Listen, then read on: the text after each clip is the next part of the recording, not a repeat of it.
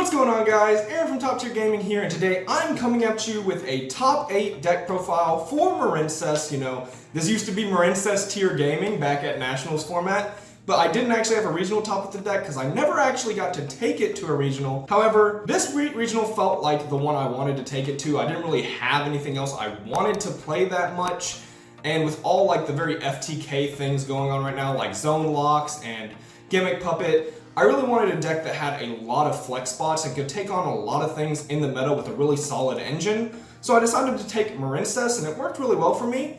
We did win this sort of chaos mat that I'll show. You know, it looks pretty nice. I like it. Hopefully the first of many for this chaos mat we're gonna win. And yeah, so I'm gonna be going over my rounds very briefly before getting on in the deck profile. I played quite like a good variety of matchups. It was a 7-round event with 106 players, so not like the biggest regional, but it was 7 rounds of Swiss. Yes, 7 rounds of Swiss. I played like a good range of decks. 3 branded, which is one of the best decks in the meta, so you would expect to see a lot of that. However, no Kashtira, no Labyrinth, which is really interesting. I built for those, well, I built for Kashtira a lot, less so for Labyrinth. And yeah, I played a Sword Soul, which you would expect to see. I played a Speedroid actually, which was very cool. Played a Fluanda Reese, and I'm forgetting the last matchup I played, but it will be up on the screen once I can like show. Oh, it was Buster Blader, which I actually got a draw against. Yeah, that game was wild. But yeah, I went X1-1, got 7th place, and yeah, it was a great event overall. A lot of cards in my deck definitely overperformed or underperformed, and I'll be sort of like sharing those in the deck profile. But yeah, before we hop into it, I do want to let you guys know, Discord link down below, along with all of our other social media links. I'm trying to hit 14,000 subscribers, so if you do enjoy this Yu-Gi-Oh content you like what you see here, feel free to like and subscribe. It really helps me out in what I do here on the channel.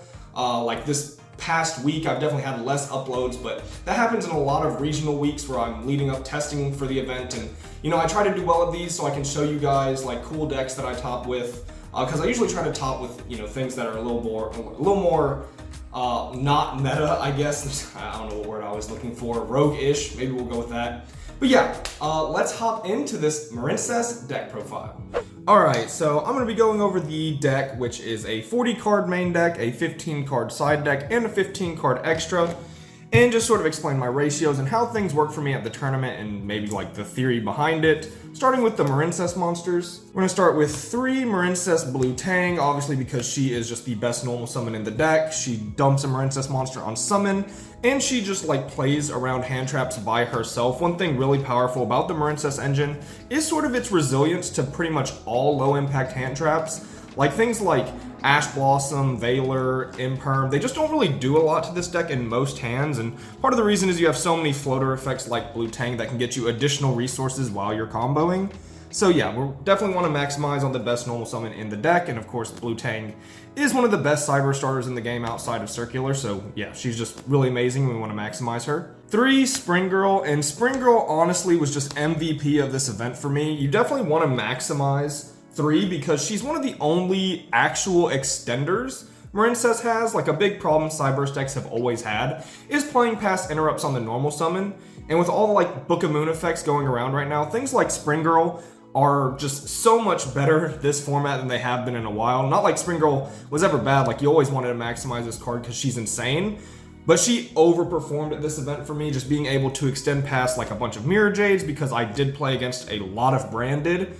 And she just helped extend through what my opponents would like think would end my turn, and this just allowed me to keep playing. Spring Girl was beyond impactful, like definitely one of the MVPs of the entire day for sure. Like Spring Girl was insane. 3 Marincess Pascalis, and I like to play 3 of this card because she is level 4.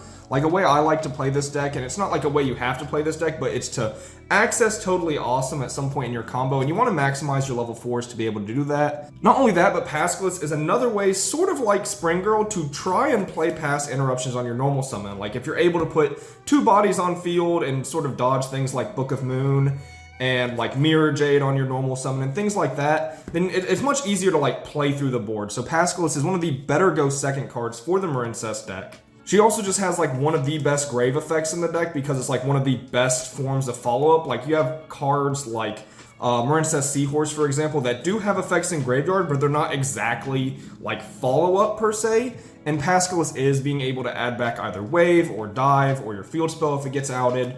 So yeah, Pascalis is something I do enjoy playing at 3. She's not something you want to see multiples of necessarily, but she, again, is sort of combo on her own as every Marincess monster is, so playing 3 is perfectly fine. Now the last Marincess monster I am playing at 3 is 3 copies of Marincess Seahorse, and that's because she is essentially like a Link 4 plus Wave on her own, which is only 3 starters can get you Wave and a Link 4, and that's Seahorse, Spring Girl, and Blue Tang.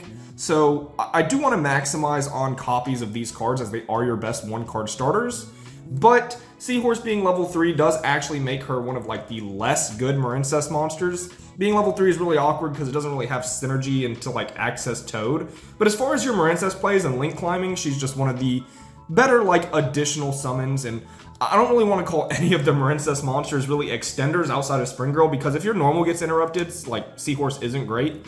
But if you're playing, she's one of your better extenders in the deck, so you still want to maximize on your 3 Seahorse. For some one-of Marincess monsters, I am playing 1 Basilalima, and this card actually won me a game against a Sword Soul player, and that's one of the matchups like I wanted to add this card for, is like this is Insane versus Blackout. In fact, I'm kind of upset I wasn't playing this card when I was playing this deck in Nationals format, when Sword Soul was like much more popular. Like Sword Soul's decently popular, so it's one of the reasons I wanted to play this card. If you don't know what she does, essentially if a monster you control would be destroyed by card effect, you can banish this card from your graveyard instead. So against certain matchups like Labyrinth, Runic variants, Sword Soul, even like Guardian Chimera against Branded, like if you have a lot of your Marincess engine already, Tang can send Basilalima, and it gives you something no other Marincess monster can really give you. So I think she really only came up once or twice all event, and the Sword Soul match was definitely the most work she put in all day. But like I didn't really play any of the matchups that I really put her in for, like Runic, where Flashing Fire can be a problem. And I only played 1 Sword Soul, and I played 0 Labyrinth. So she didn't come up in the matchups where I actually put her in for, but she also, just like Pascalis, is sort of combo on her own, or a combo. It's not like a great combo, but it is a combo. So yeah, I was really happy with the Basilalima, and then also she is level 4, so she just has the magical Marincess number. And then I played 1 Sleepy Maiden. I think this card is mandatory. Like it stinks to draw as like your only monster because it doesn't do anything. But I think you have to play her because her effect in Graveyard to attach, or not attach, but equip a Link monster to a Marincess Link monster you control, like you equip one from Grave. It's like pivotal for the deck, because if you don't run her, your 1-card Blue Tang combo isn't anything special, when normally 1-card Blue Tang combo is insane. So I feel like you have to play this card. 1 card I might try to fit in is Mandarin. I did some testing with Mandarin in the event and decided I wanted to run Basilalima instead. But maybe taking out one of these Seahorses for a Mandarin has potential, because there are lines going second when you really want to climb into Zelantis, where her being an extra body is huge. So I feel like it was definitely like not great to not run that card. I don't want to run it over her, but if I can fit an additional card, and maybe taking out Seahorse isn't the right play either, because Seahorse is insane. But trying to fit in a Mandarin has some potential, because there are definitely lines where she comes up and you really just need that 1 extra extender. But that is it for the Marincess monsters. Next is a card a lot of Marincess players don't usually see play with. Like I don't see a lot of Marincess players playing this card, is what I mean to say. And it's a card I really enjoy. Like in all my testing, it always performs well. It's a card I really enjoy playing with, and that is 3 Silent Sea Nettle, and I've decided to maximize my copies on it. So normally I'll play like 2 or something, because it's not like the most amazing card in the world per se.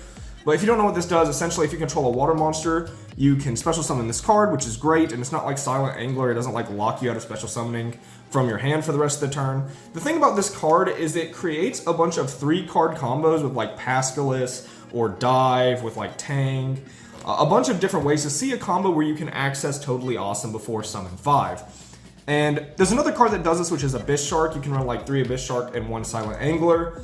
The thing about that package is, while Abyss Shark is like higher impact than something like Silent Sea Nettle, which is why I think a lot of people gravitate towards Abyss Shark, I really don't like playing with that card. 1, it can be ashed, which is like not amazing, but usually it saves something else from Ash, so you could argue that that's like fine, but I really don't like that the card can be Ash Blossomed.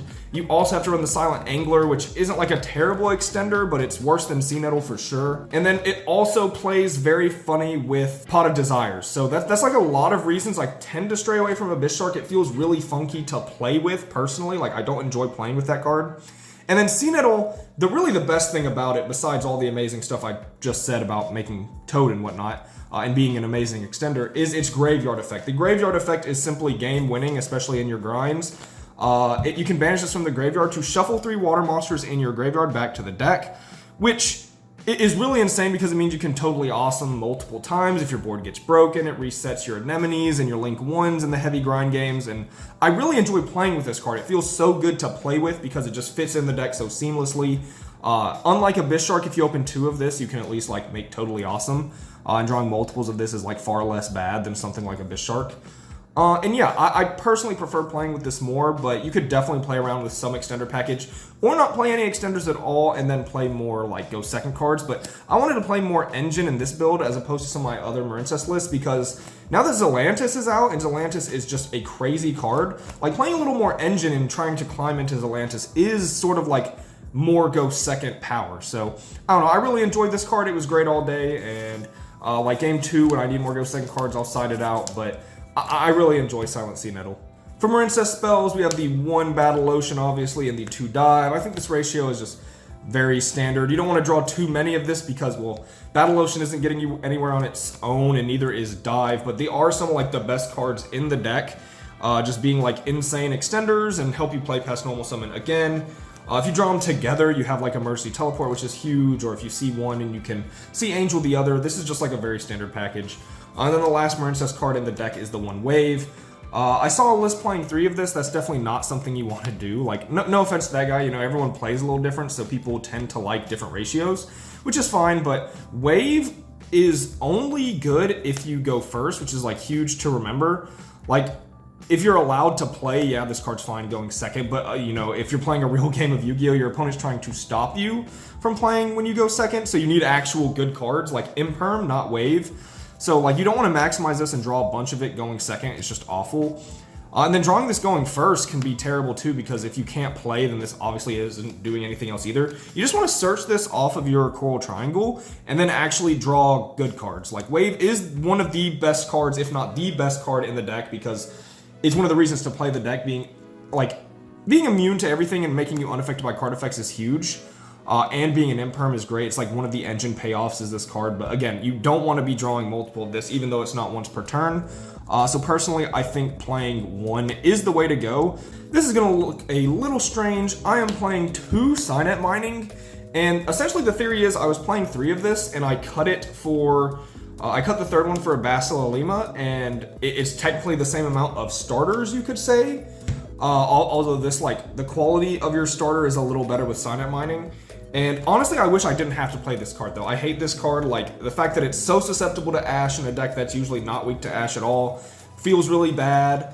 The fact that it discards a card, which sometimes has to be a flex spot or an engine piece, like, it just isn't great. Like, you don't have amazing cards to discard off Sea Nettle Mining, except like Basilar Lima. And yeah, it's not, the discard's not great, unlike in a deck like Salamangreat. However, you do have to play this card because you only have 3 copies of exactly Spring Girl in your deck. So there's just a lot of times where like your plays get interrupted and you have to see this card to keep playing. So Sea Nettle Mining almost just has to be here for Spring Girl. There's so many times where you discard a Cyburst to search her and then you can continue play after you've been interrupted. So this is almost always for Spring Girl when you get interrupted, but obviously if you draw like some engine or need to see an engine piece, it is just 2 more copies of Blue Tang. But yeah, I wish I didn't have to play this card at all. And when I go second, I side this card out a lot. So yeah, 2 Pot of Desires. This card, I mean, there's not much to say about it. It's amazing. Even if you have to use it early to play through a board, or you've been interrupted so you have to use it without having searched Wave or Battle Ocean, even if you lose those cards, it's not that big of a deal. Like, Wave hurts and like losing Battle Ocean hurts, but you can competently play your deck without those cards, like perfectly fine. Especially with Zelantis in your extra deck, you don't always need to have like big link monsters per se. But yeah, regardless, that's like the worst case scenario. Otherwise, you don't really care what you banish at all, and this is just drawing you 2 free cards. This card was insane all day. I mean, it's Pot of Desires, not much to say there. And it's one of those cards where it can fill multiple roles, right? Like it's either, you can consider this as additional starters potentially, or additional go second cards. So Desires just kind of does it all, right? It's free, it's Pot of Greed. Yeah, we love Desires. On to the flex spots and the defensive cards, of which Marincess is known to run a lot. Like, honestly, one of the reasons I played Marincess is over like some other options I had is the fact that we're really in like kind of an FTK format. If you play against a Kashtira player who is just going all in and wants to lock your zones, that deck's an FTK.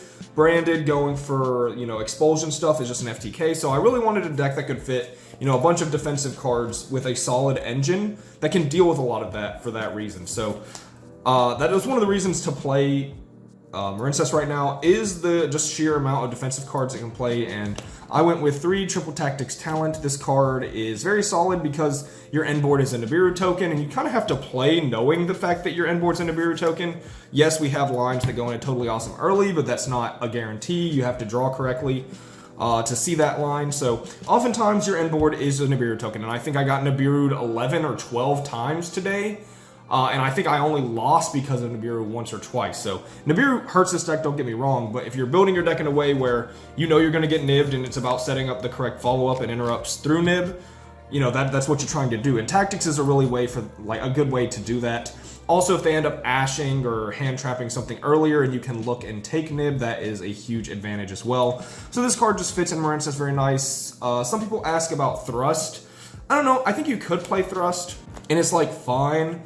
But you don't really, like, if you interrupted going first, you don't really have a lot of great cards to set, so it's like an okay go second card. And then you don't really have a lot of amazing engine spells besides talents to search anyways, like you have Desires maybe, or Dive potentially, but honestly you'd just be searching Tactics anyway, so I'd rather just play the Triple Tactics Talent. I don't think Thrust is that amazing in this list, but you could make an argument for it, especially like Game 2 against back row decks when you can search Feather Duster, but I just like 3 Triple Tactics Talent, and it's to help play around interruptions and going second, because this deck does struggle going second, which is why it plays so many defensive cards.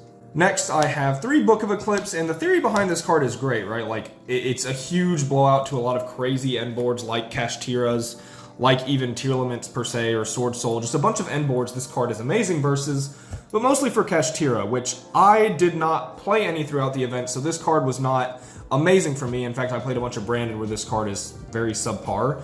But in theory, it's an amazing card if you're to play against Kashtira, and of course, it's a card that can go good first or second, and you're not really booking your own stuff, which is huge. It's one of the things I like about this deck is it doesn't lose to like D-Barrier, which is extremely popular, and your end board doesn't lose to Book of Eclipse, so yeah, so this card was okay, like more as a going first card for me, but it did like bait a couple of Dragoon effects, and I think it was okay going second, but nothing amazing. If I'd played more Kashtira, this card would have been insane, and that's what it was there for. And I didn't draw it in my Flunder matchup where it's also somewhat okay, but yeah, I think Book of Eclipse and having a hard go second card like that is very important for this deck, especially with all of the powerful decks out right now.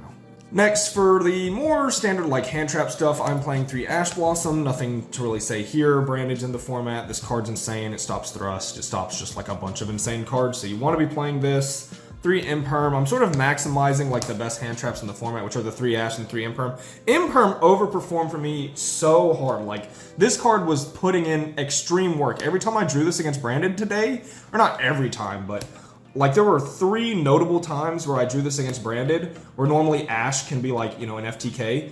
But Imperm on Aluber just stopped their turn. Like, they drew a hand where Aluber needed to go through, which is great because it makes my Imperm extremely high value. And if they don't get Cartasia, like if they don't have Fusion Deployment for Cartasia or don't hard draw it and they need to normal Aluber, then Imperm goes crazy. In fact, because they have the Cartasia line, and they're usually not afraid of Imperm, I had an opponent who normal summoned Aluber. I activated Infinite Impermanence targeting that Aluber to negate it. He had Crossout Designator in hand, but he did not run Imperm because, you know, normally it's not a threat because of Cartasia, but you don't always draw like perfectly, right? So yeah, that was one of the times where my Imperm could have been punished, and it just wasn't because my opponent decided Imperm wasn't worth running. But yeah, this card overperformed for sure. This card was the best hand trap in my deck. And of course we have the 3 Nib because you have to play this card right now. This card's insane. If you get nibbed, sometimes the best counter is to Nibiru them back. So yeah, that's pretty big. I had a Sword Soul opponent just like kind of play into this kind of hard when he probably had game if he went a different line, but he played into Nibiru after he nibbed me twice. He nibbed me twice in one game. It was very sad. But then we hit him on the crackback with a nib of our own. So yeah, this is what I'm talking about when you know your inboard's a nib token. Drawing like good hand traps like this is a way to sort of play around that, and things like Eclipse or just having the right follow-up is very, very nice. And yeah, so 9 hand traps, and I decided to play 3 Book of Eclipse instead of more hand traps because I felt like that card was way higher impact against like certain matchups.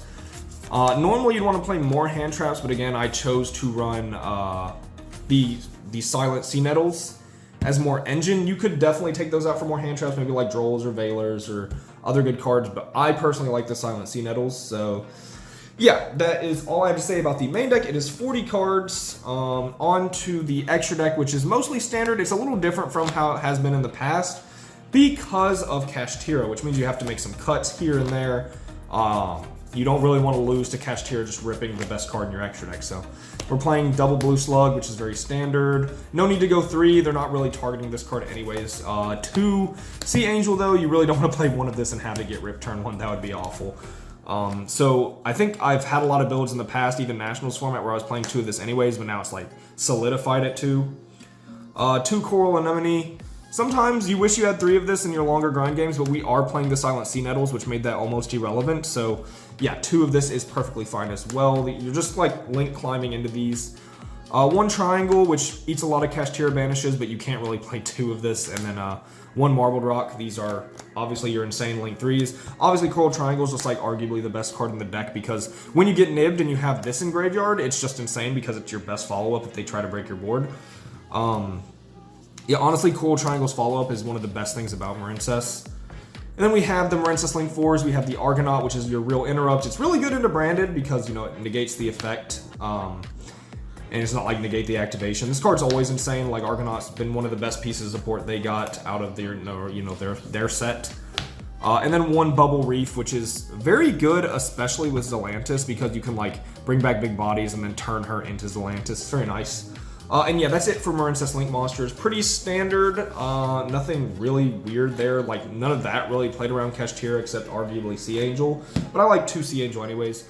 The main card that really plays around Kashtira and what I wanted to run 2 of was double World Sea Dragon Zelantis. Honestly, to me, this is like the whole deck now. Like, I haven't really gotten to play with this card because when it came out, obviously we were in a tier 0 tier format, well, 2 weeks after this came out essentially, and I didn't really want to play Marincess into that because the shufflers were so bad. So I haven't really gotten to play much with Zelantis in Marincess because I mostly played this deck in Nationals format. But in my testing, I quickly found out this is just 100% the best card in the deck. It gives this deck an insane go second because Zelantis just outs everything and pushes for game pretty easily too if you set it up right. Especially if you run Mandarin, which is why I kind of want to go to Mandarin, is there's so many more lines that can just win the game. This card is disgusting. He can wipe an entire board, and then he can pop their back row too. And even though I played 2 to sort of play around Kashtira, I didn't play any Kashtira. However, 2 still came up all the time. Like, I would make 1 banish their whole board and not be able to end the game. They'd clear it, and I'd just go into another Zelantis line and win the game from there. Like, Zelantis, 100%. Like MVP of the extra deck for sure, outside of maybe Triangle, and like I just funneled into this guy so often. It's so good. Definitely enjoyed the 2 Zelantis for sure. 1 area because Contact Seed was potentially in the room. I didn't get Contact Seed, but I still made this card a fair amount. Of course, it's good versus like Sword Soul and Sprite, which I didn't play any of, but I did play a Sword Soul where that came up. Yeah, I feel like you 100% have to play this in case people are on Contact Seed. Or like dinosaur tokens. There was actually a couple of dinosaur players there as well. So I feel like you have to play this card. It's very important. And then we are running the 1 Bahamut Shark and 1 Totally Awesome, which you can use multiple times because of Silent Sea Nettle, which is amazing. And that happened 2 games, I believe. I was able to put back Bahamut Shark and Toad and make it again, and it was the game-winning play. Or like, so maybe I was going to win anyways, but it definitely solidified the game from any crazy top decks or insane cards my opponent may have had. So yeah, this package is obviously insane. It's one of the only decks, or only ways for this deck to play around Nibiru. And that is it for the 15 card extra deck. On to the side deck, which There are some things that I think could definitely have been different with this. Maybe more go first cards potentially in case I do get Nibiru'd. I mean, I got Nibiru'd so many times that maybe I should have had more, but I definitely was afraid more of like the FTKs in the format and just the decks that I have terrible matchups into. So I played more go second cards even. Starting with 3 Gamma Seal. This card is insane for this deck. I think you have to play it for multiple reasons. One, you can't run Lava Golem or Sphere Mode. You're a normal summon deck. So you have to suffice with this. But honestly, so many Kashtira players are going for just a Rise Heart because they're afraid of Nibiru, that this ends up being like the best out to it anyways, where Lava Golem wouldn't be great. Another thing about this card is he's water, so you're able to like give him to your opponent, and then he has some funny interactions with Zelantis, where you actually get to have him instead because, you know, you own this card. So yeah, that's pretty funny. And yeah, definitely like 3 Gamma Seal. He was pretty good. In fact, one time I got to use him as an extender because I drew 2, so that's pretty solid. 3 Ghost Bell, and this card was solid. I mean, I played 3 Branded, which is what I sided this card for, so I guess you could say that's very good, but this was specifically for the Expulsion play in case they didn't open perfectly where they got to banish like both of their targets and they're able to play around Bell. However, that didn't happen to me. I didn't even have to use Bell on Expulsion because I like just impermed and ashed my way to them not having the combo. So I didn't get Gimmick Puppeted on all day, which is amazing. That's kind of what this was here for. Like, I feel like you have to have something for Expulsion almost. You can also just like side D-Barrier and set it and hope to live potentially. Even like going second side the D-Barrier, but yeah, definitely 2 Ghost Bell. And then I also sided 2 Lancia, which I didn't play against any Kashtira, so this didn't come up huge. I sided it in against Luandarees, didn't draw it, so it didn't matter. But I sided this against a lot of Branded as well, so like if you draw Lancia and Bell, there's just no way they can Expulsion you. But also Lancia is just like solid against Branded and Kashtira overall, so yeah, I mean, I was definitely fine siding the Lancia. It wasn't great for me. I don't think I activated it once. But I also got D-Shifted, where like, if you get D-Shifted, you can still make Toad, and then Lancia them on their turn, and then your Toad's alive, which is pretty cool, so yeah. Definitely fine with the 3 Bell and the 2 Lancia. For some back row removal, I have 3 Cosmic Cyclone, which was most of my back row removal. I'm also playing a Feather Duster, so this is all the back row removal on the deck. I feel like this was for Labyrinth, and there was a lot of Trap Tricks in the room, actually. Like, a lot of people are on Trap Tricks right now, which I think is cool because I love that deck. Maybe this wasn't enough back row removal because I didn't play evenly matched, and maybe I should have, but I just don't feel like there was anything I could give up on in my side deck. So this was all I had for back row. Luckily, I didn't play any back row matches where maybe this wouldn't have been enough, but honestly, Marincess doesn't have the best back row matchup, but it's not terrible. We obviously had Bell as well for the Labyrinth matchup, which Bell is amazing against Labyrinth because it can hit Big Welcome. So we still had a lot of cards that worked in side decking for a matchup like that. And then if we just put like big bodies up with our field spells, sometimes back row decks have trouble, and we did have the Basilalima as main deck engine to deal with back row, like Punishment or cards like that, so I felt like this was enough, and I sided this against Flunder and didn't see it, and I got waxed by the Flunder player, so that makes sense. And then we have 3D Barrier. I mean, like, there's no way you're not playing this format. This card's insane. Yeah, this card is just so disgusting. Like, I don't like Reboot being in the format, but because Reboot's not in the format, this card feels even worse. And that's one of the reasons to take Marincess, honestly, is you never have to fear this card, which is just a blowout, like, FTK sometimes. Did I D-Barrier anyone? I feel like every time I side this card, I just don't have good fortune seeing it. I feel like I D-Barriered the Sword Soul player and called Synchro, and that was the only time I actually saw this card all day. But it probably won me that game. I mean, this card's just disgusting. And yeah, that does it for the Marincess Top 8 deck profile. Hope you guys enjoyed. If you have any comments on it, be sure to leave those in the comments. I'll be sure to read them. Yeah, like, Marincess is a super cool deck, and I was MarincessTierGaming for so long, and it felt really weird not having a top 8 with this deck, which is why I really wanted to go and get one. Zelantis changed this deck from the last time I was MarincessTierGaming. Like, Zelantis is just crazy. But yeah, like, honestly, I don't know if I would continue playing this deck this format. Obviously, it's weird when the other decks in the room just naturally have pretty solid Marincess matchups. Again, the reason to take it is because it's like one card engine with flex spots. And I think there are some things about this deck better than Math Mech and a reason to play it. I mean, like, one of those is Zelantis. This card is just so crazy. And Bell is picking up some popularity, so if you get, like, Belled or Bestioled again on your Super Factorial. That deck just feels really bad. But yeah, I mean, I think the deck was solid. It obviously helped me get top 8, so that's really good.